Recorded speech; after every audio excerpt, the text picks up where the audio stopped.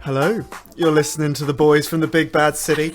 It's episode 5. You're listening to the Little Things in Life podcast with me, Tom. And me, Katie. We hope we are finding you in the best health. We do, we really do.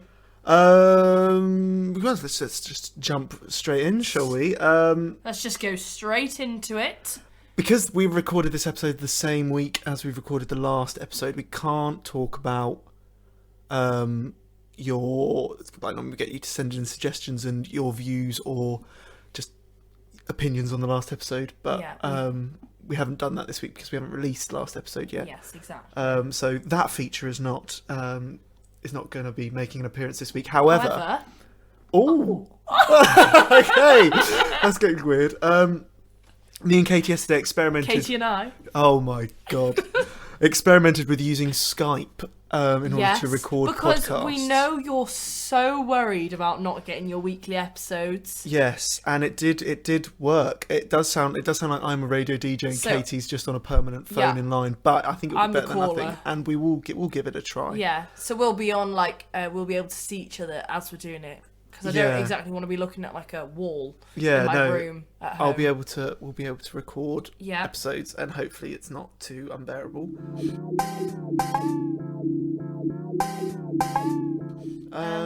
So how's the last few days been for you, Katie, in self-isolation? Well, I've had a lovely last few days.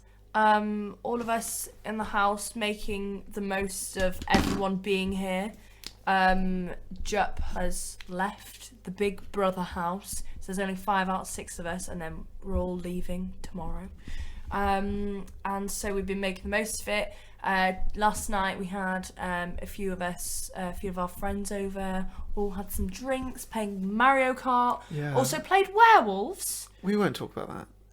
Yeah, basically it didn't go well. A lot of drunk people trying to learn the rules of a board game when Dancing Control didn't go particularly Daniel was not a very happy bunny. No.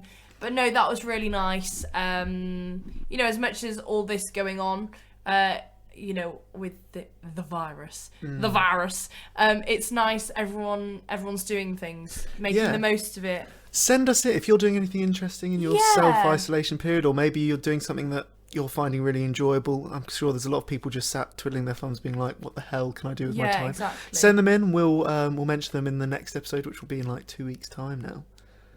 From now? Yeah, from now. Send them in. They might get a feature. Also, out of me and Katie, if you had to self-isolate with one of the members of the Little Things in Life podcast, who would it be and why? No jokes. Don't answer that question. Wow. I don't think. I'll put it on the Instagram. Okay. Let's get a poll going, Tom. Good God. This is war. Good God. No, but brunch today was really nice as well. We basically stole all of Kieran's food. Kieran. Jupp.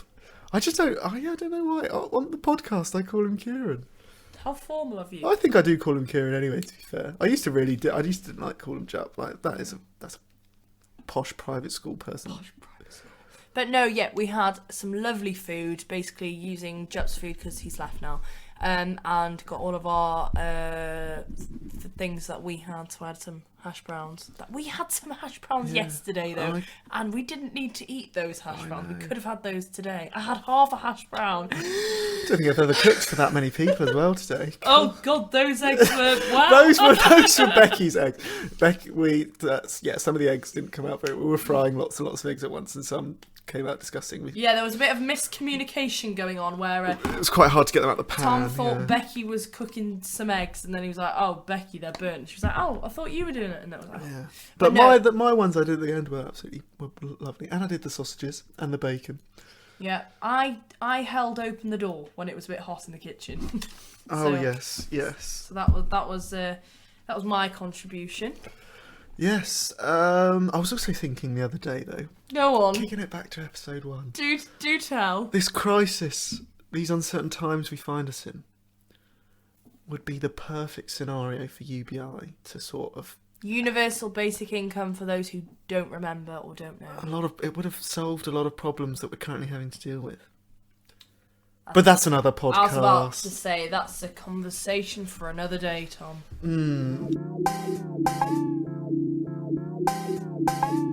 And shall we... So...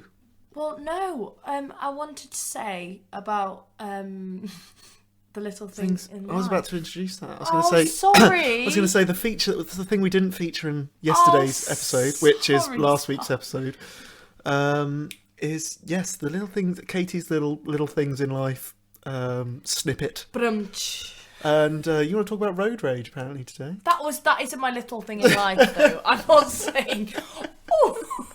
So that really made me go, oh, that was lovely. No, of course, it's not a little thing in life, is it?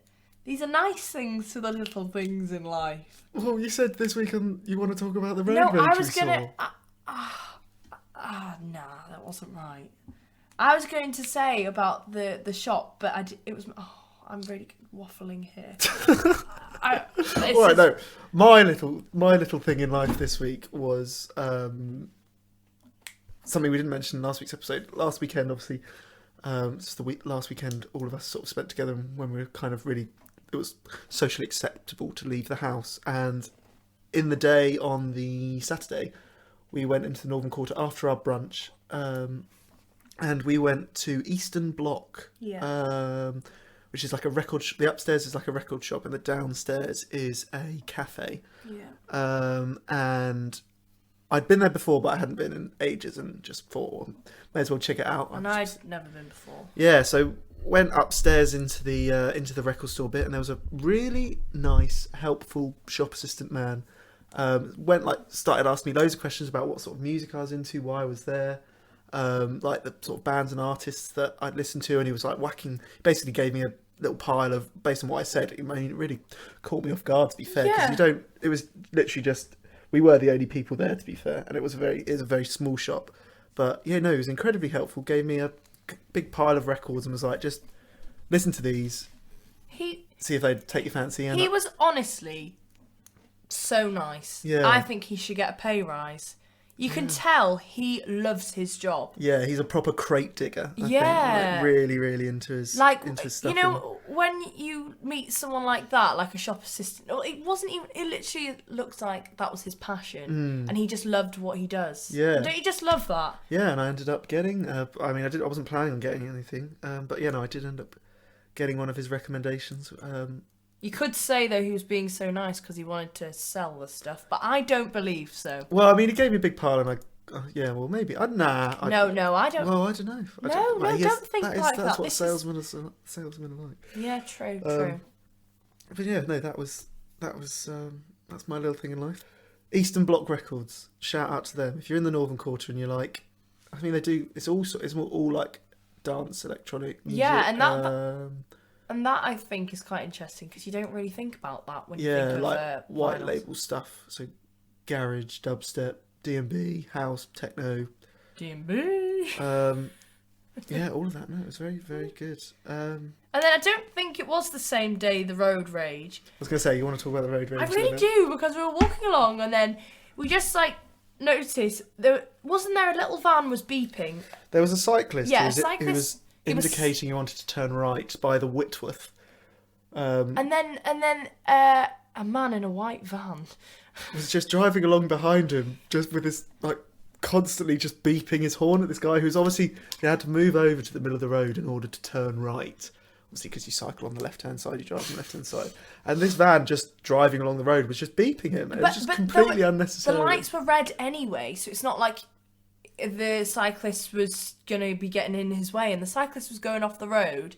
So then this cyclist proceeds to go off the road, sticks his middle finger up. He sat so upright on his bike and so composed whilst he flipped off this calm and collected this twat in a van, to be brutally honest. And then so that happened. The cyclist is gone.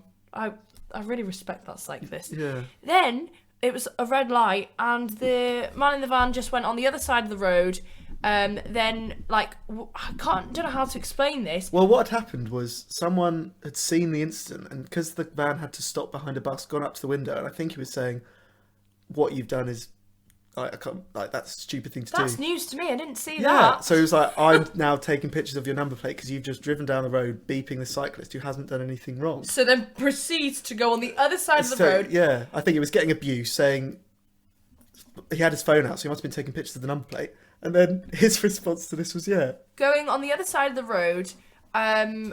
You know, obviously it was a red light anyway, but he's on the other side of the road. He has to go round a bend and turn like to go backwards on himself through another red light. Well, no, that wouldn't have been a red light. No, he turned onto the wrong side of the road through a red light, but he went around the other side of he went on the wrong side of the road to then turn into like a T-junction. Yeah, because they know exactly what we're talking. Basically, long story short, it was a very illegal manoeuvre. So it's just far worse than beeping a cyclist without reason. An illegal manoeuvre. I like that. But yeah, that was just quite interesting. Yeah. Gonna miss that about Manchester. The road rage. And today, went for a walk in Platts, and just the houses near Plattfields, we just see a chair like just thrown over the fence. It's like, what? Just flying over yes. Like Mo behind the bar in the shop. After our night out on Saturday, on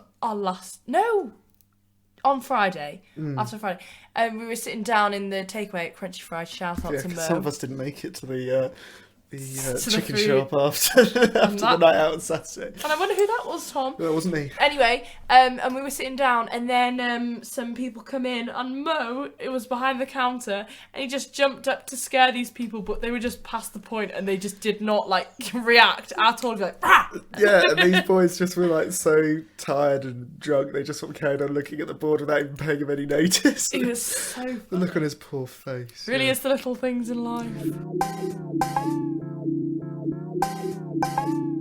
But talking about chicken shops. Well, this leads us straight into our question this week. To the avocado filling of the bagel that is the Little Things in Life podcast. What's the question this week, Katie? This was a suggestion as well. Yes. So this was suggested by Eileen. With a special mention to Amy. Yes, to Amy Maltlow. Who helped us phrase the question. I mean, I liked the way... anyway, we're going to go straight into it. The question this week. Is there a stigma associated with plant-based diets? Ooh. Now, I think this is really interesting. Yes. And I think there's so much we can talk about. So many branches to go down. Pardon the plant-based pun. Well. No, okay. I thought you said brunches. Oh, Tom, you ruined it. I was just like, oh, she must mean branches first. Oh, you've ruined it. Oh, no, it was funny. It was just the execution. Right, I don't need to It's like you earlier at breakfast. Oh, very meaty breakfast, where you were like, you know what? If this wasn't cooked, I probably wouldn't have eaten it. And I was like, yeah, I probably wouldn't have eaten it either if it wasn't cooked.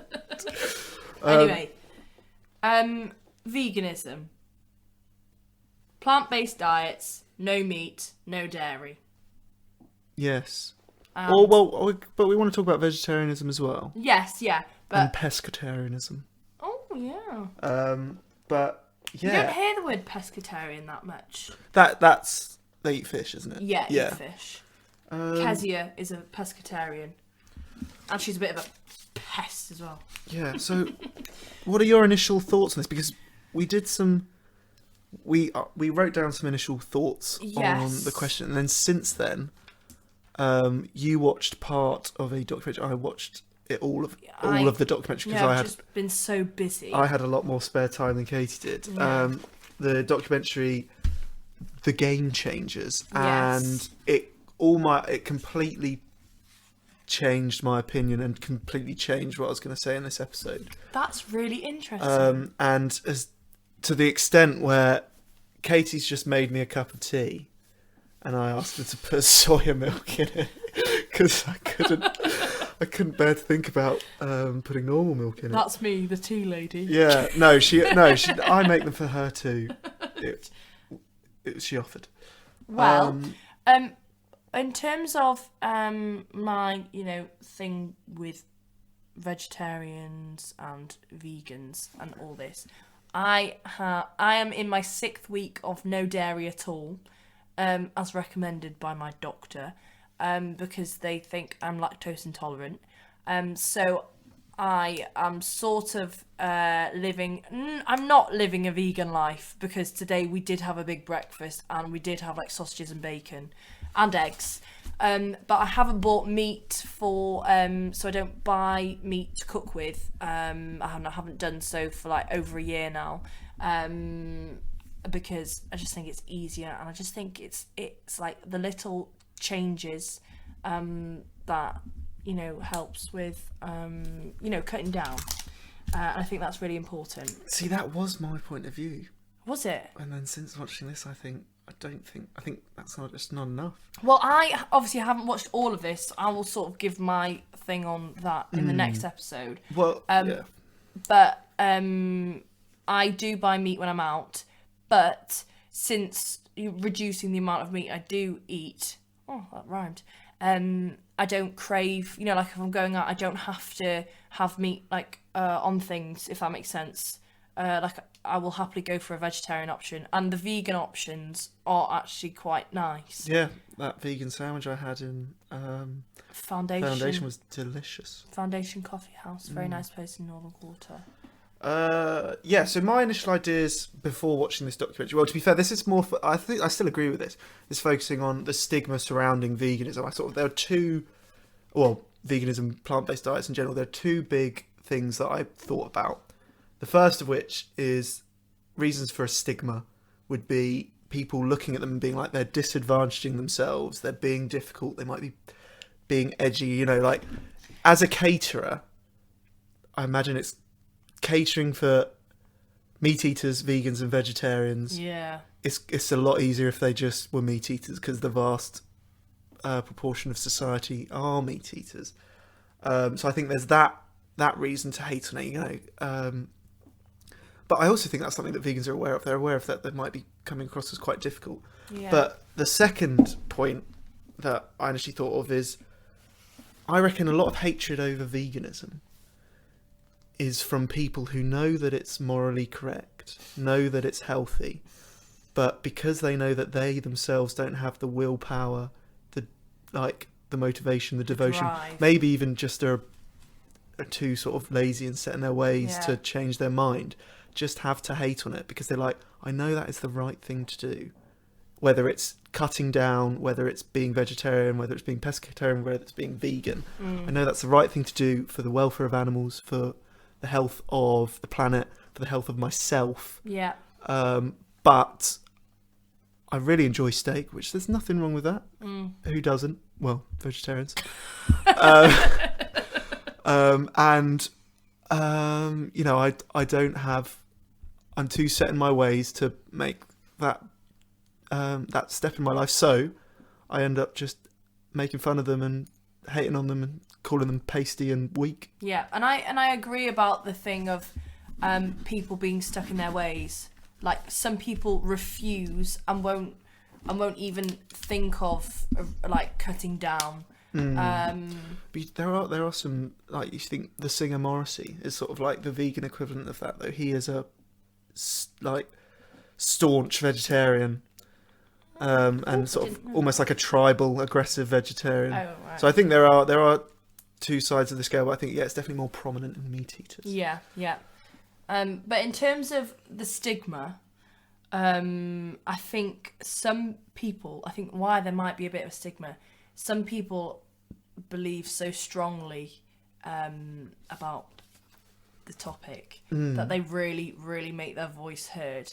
And, especially on... Kieran Jupp. No, carry on.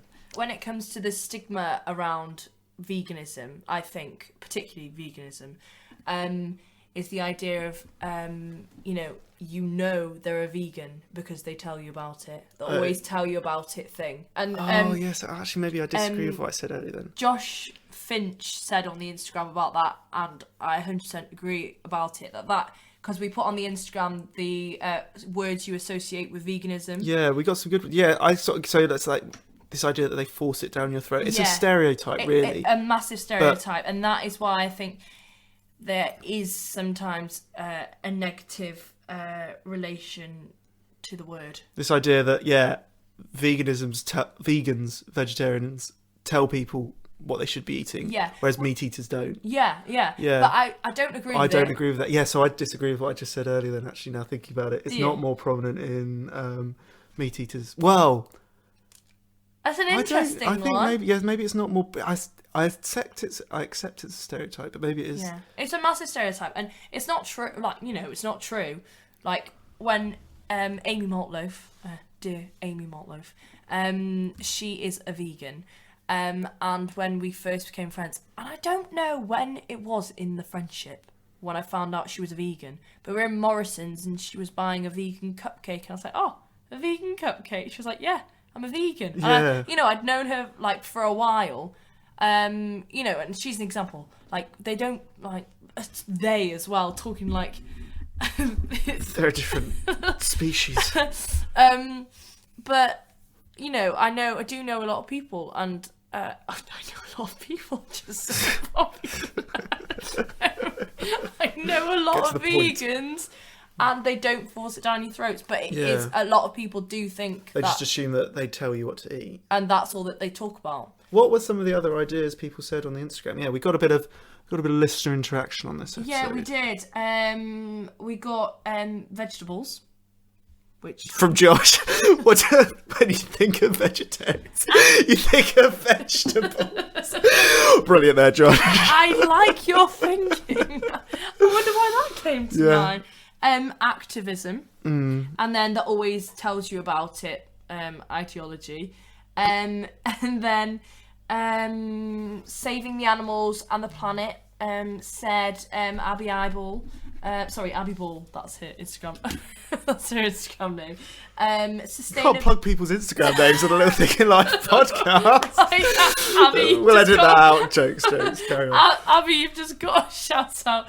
Sustainability from Frances Tallulah. Tallulah. That's her name. Tallulah. Yeah. And then health as well. Yeah. Which is, a reason why people do go vegan or veggie. Yeah, because it's one of the main things which I kept from my GCSE biology classes of why there is a necessity to eat meat was this idea of we need first-class proteins. And since watching the documentary and doing a bit of research, I've learnt that first-class proteins you can only get first-class proteins from meat, but all that means is that those proteins contain all the essential amino acids, but you'd have no trouble getting essential amino acids from a plant-based diet.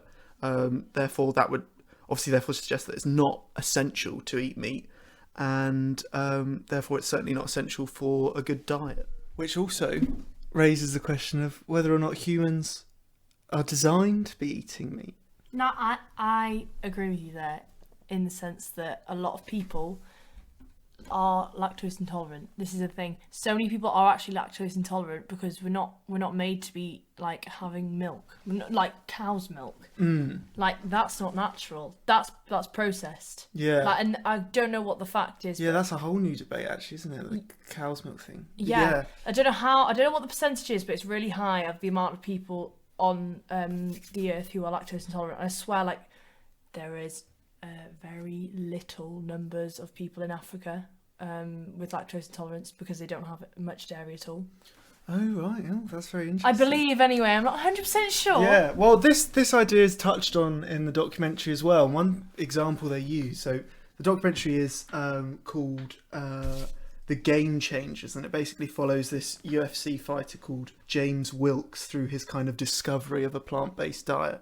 And it focuses on a few main themes, but first of which being kind of like fitness and endurance, how we actually get energy from plant-based carbohydrates as opposed to protein, which goes against this kind of like globally accepted theory from a scientist called Liebig, which was basically like animal proteins, the superior type of protein, and athletes need it for strength. There was not really much science behind that, but it was just globally accepted. You know, you look at gorillas and like oxes, very muscular animals, very big animals. They get all their protein from plants. It also then goes into how plant-based diets has very good benefits for your blood flow.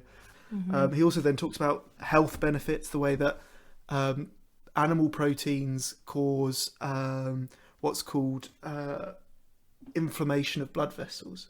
So it basically means it contributes a lot more to coronary heart disease, high cholesterol, and they do a series of experiments throughout the documentary basically demonstrating this. But one thing I found really interesting was how it was talking about the very nature of the human body is not designed to eat meat. And he used the example of our teeth. Our teeth are designed for crunching things down, not tearing meat off bone. And he compares the skulls of humans and gorillas. Obviously, gorillas aren't meat eaters. They do have big fangs. Or canines. But those are for more like intimidation. And then the human teeth, obviously, are for, like I said, crunching down. Depends if you want to munch on some bones or not. But then when you look at meat-eating teeth, they're almost like scissor shapes. They're kind of like triangular for shredding meat off bone. And that was another key thing of this documentary. But I went into this documentary being like, I know I need to eat less meat. I know I need to cut down. Like, it's good for the environment, it's good for me, but like realistically, I'm not going to be a vegetarian and I'm not going to be a vegan. I came out the other side being like, I want to be a vegan as soon as possible, basically. But are you actually going to follow through with that? A lot of people say this. The main thing holding me back would be going back home and like forcing my mum to cook different things, or forcing like parents to cook different things for you because I'm a vegan. Yeah, but I think that's... Well, I'm not a vegan, but because I want to be a vegan. No, at least a vegetarian. I think it's good. With me eating less meat already, like at home, my family have also realised, and they've watched this documentary as well, and that's completely changed their outlook on eating meat. And so they've reduced the amount that they have by like quite a lot. But Amy Maltloaf, the vegan queen herself, when she became vegan, so she is allergic to dairy and then other milk proteins. So she was vegan, and that was in 2016 she became a vegan. And like then they didn't have so many food like we have now. Like there's so much vegan and vegetarian options. Like Aldi is so good, especially for vegan stuff. So like it is certainly becoming a lot more common. Yeah, it is. I think that's after you. That's a gent. I don't know if a lot of people are just thinking it's quite fashionable to do it at the minute, and they're just doing it for the gram. I feel like in every episode we're relating this. Oh, I'm relating this back to social media. But I think a lot of people at the moment. I think it's quite a fashionable thing to do, and I don't know how long it's going to last. I know there are a lot of people who are, trying to be sustainable and trying to help the environment, but I don't know how long it's going to last. I think it is a bit of a trend at the minute. I think that is the biggest reason why it's such a big trend now. I think for the first time in a very long time, we're very aware of our environmental impact. We're very aware of climate change. Yeah. And this is another thing that the documentary touched on. I think it was like the most sort of hard-hitting bits of the documentary was when it was talking about the environmental impact of the meat industry and how inefficient it is. Basically, it describes animals as being like the middleman. Animals get their protein all from soil. Yeah. We then eat the animals, and then we get protein from animals. But it's a lot more efficient just to cut out the middleman. That's from what I saw. I wrote that down as well. Yeah. And it is a very valid point. Yeah, because it talks about that animals have to eat protein through their animal feed, and about when we eat animals, we're getting about 1/7 of that protein that they're just getting from their normal feed. So it's a very inefficient process. We would be getting a lot more protein. We'd be getting a lot more energy if we were just eating essentially the animal feed. Straight to the top guy. Yeah, the top and dog. It's talking about how they consume way more than they ever produce, because we have fields and fields devoted to growing animal food. But also water was a huge thing. The most shocking statistic I'd say from the whole documentary is that one single hamburger is the equivalent of 2,400 litres of water in terms of obviously watering the feed and actually the processing of the meat using That's water. so bad. That's awful. And it reckons I'm shook, Tom. people going, if you go vegan, you're saving Go vegan. you're saving 1 million litres of water per person per year. I have something to throw. I have a curveball to throw or a boomerang that might hit me in the face. I don't know. But in terms of with vegans and like almonds and almond milk, that's not good for the environment. And avocados as yeah, well. that is the amount of water. I don't know the statistic for this. I have tried to find it and it's really hard to find, but the amount of water that's used for just one almond is really really, like, it's just extortionate. Yeah, and I think avocados are the same because they don't grow in this country, so the amount, obviously the transportation of these fruit, they go off very quickly. And it's the same like with it was in America in the Grand Canyon. That's where a lot of almonds are grown, and the amount of like the water in the what do you call it? I can't remember what they're called. Their water reserves have gone down so much because of it, and it's really really bad. Yeah, so that's why I don't buy almond milk. I'll buy oat or soya. Yeah, it described it as like one of the biggest contributors to global, it's one of the biggest contributors to climate change, the meat industry, but it also said it was kind of like a silver bullet, a solution, in that it was something we could do something about and change and turn things around quite easily. Because 15% of all greenhouse gas emissions come from cattle farming, which is equivalent to all man-made transport all over the world, planes, cars, buses. That's ridiculous. And animals are produce 50 times more waste than humans in terms of like whether it's like greenhouse gases, and then also like what's the posh word for shit? Feces. And then so it is, and that is something that we can significantly reduce, if not sort of, but it's like well, I don't know if you would ever be able to stop it altogether, but it's something you could significantly exactly reduce. And if everyone did that, that would make a difference. But it is also targeting the people that are stubborn and just will not change. Like some people are just so stuck in their ways. Some people it's the culture though to eat, to be eating meat. Do you think at some point though it will get to the point where we don't have a choice though? Well, that's... In order to save the planet, we have to stop eating meat. Because would every single person do that though? No. Like... Yeah, I mean, no, you could never get to that. But they also say there's an argument about lamb. Eating lamb is actually quite, in terms of like environmental, it's not actually too bad, because the land that you like rear lambs on, you can't grow plants on, because it's normally dry and grassy. Yeah. But think of those poor little... And it's local. It's normally like meat production is normally a lot more local than vegetable. But when you think of lamb, that's a little bao. That's a little baby. Like, we're eating that. I mean, I haven't had lamb for a long time, but when you think of it like that, it's why are we doing it? But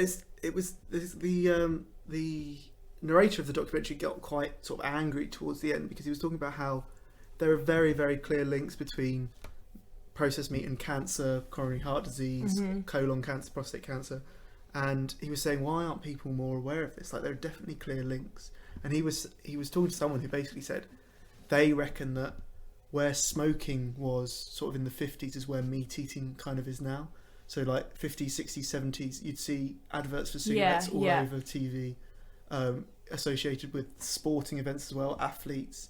And then obviously the advertising got banned. Also, tobacco companies used to pay scientists to try and to produce scientific papers to kind of confuse the obviously health risks associated with smoking. And he said now we're seeing exactly the same thing being done. That's really interesting, actually. Like Burger King, McDonald's, and things like that. And that was another thing where I was like, oh, that is really interesting and kind of sinister in a way. But it's also good to note that even like with the likes of KFC, Burger King, they're getting like their vegan, like they're providing vegan things now. Because obviously like butchers need jobs. Yeah, exactly. But when it's 27% of the clean water we produce we just give to animals, you know, and the kindest way to treat animals is to not eat them, you know, and just, I don't know, I think it was a very convincing documentary. I think you should definitely give it a watch. Well, I'm going to give it a watch. We could speak for hours on it as well. Yeah. I mean,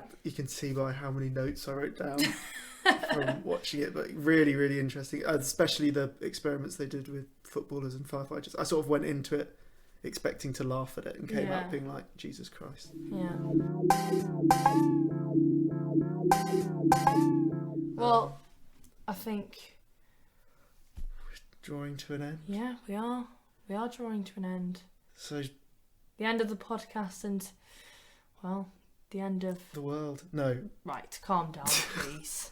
Stop being so dramatic. Yeah, this is going to be the last podcast for a while where it's me and Katie sat next to each other in the same room. Yeah. Next time we see you, next time you join us, Katie will probably... I'll be on the line. I'll be on the line, yeah. I'll be a caller in. A Skype call. This is the best that we can do in our current situation. But, yeah, no. It's been lovely. It really has. Thank you all for listening once again. Stay safe out there. I'm going to use your line, till we ride again. Till we ride again. But one little thing whilst we finish this week's podcast. Remember, every day may not be good, but there's something good in every day. Thanks for listening. Thank you. She's been Katie. He's been Tom. See you next week. Bye.